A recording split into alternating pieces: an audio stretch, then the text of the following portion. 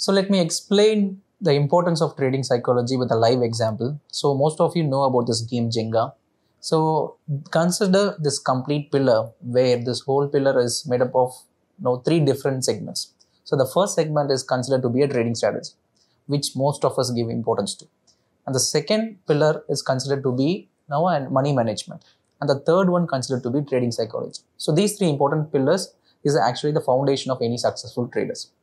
But the problem with respect to most of the retail traders, what they do is they directly get started with trading strategy because they tend to believe these successful traders have some secret trading strategy with their hand. So they always think that because of that, these successful traders are making money.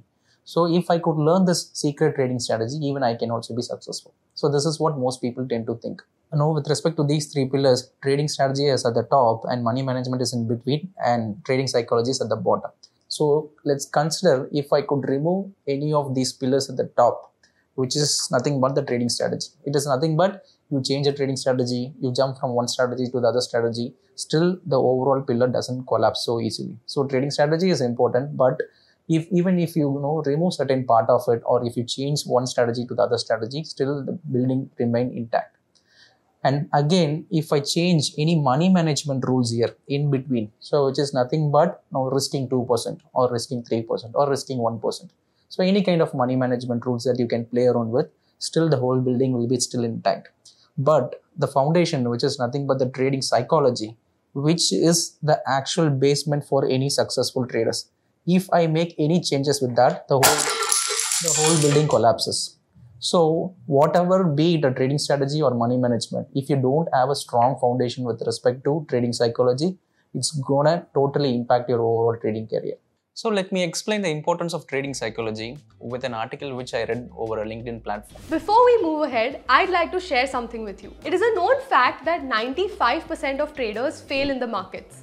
But very few talk about the 5% that are successful. Our course on trading psychology and risk management, curated by Mr. Kirubakaran Rajendran, is all about having the right mindset to succeed in the markets and the importance of risk management. Check out the link to it in the description box below. So this is what the whole incident looks like.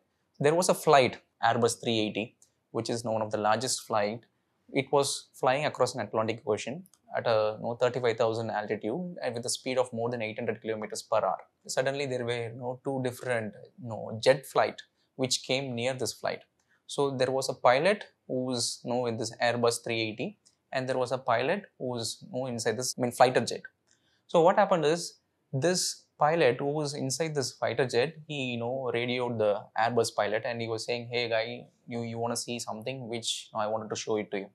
Then this Airbus pilot, he said, "Okay, let me see what you're going to do." So this fighter jet pilot, what he did was suddenly, he was able to move up at a very rapid speed and he was, suddenly he was able to move down at a rapid speed. He did all the stunts which he could do with this fighter jet. After doing all this stunt, then he called up over a radio to this Airbus pilot and asked, "Did you see how was it?" And the Airbus pilot said, "Oh, it was really, really good. It was looking awesome at this view and you did a great, fantastic job. And it is really hard for me to do any kind of stunts like this, but still, let me show you something." Then this jet pilot said, "Okay, let me see what you can do." So this Airbus pilot, after some time, "Let me show you," he said that, "Let me show you what I could do." And then he just went off the radio. So the jet pilot, he was just waiting to see what this Airbus pilot is going to do. He was waiting and he couldn't see any difference. The flight was still going at the same speed, still going at the same altitude. There was no much difference. So after some time, this Airbus pilot came in and then he called up this jet pilot and asked, "Did you see what I did?"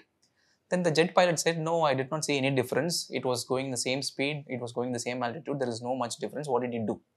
Then this Airbus pilot said, "What I did was I stood up from my place. I went back to my washroom, and then I had a coffee, then I had a cake, and then I came back to my same place, and still I'm going to reach my same destination.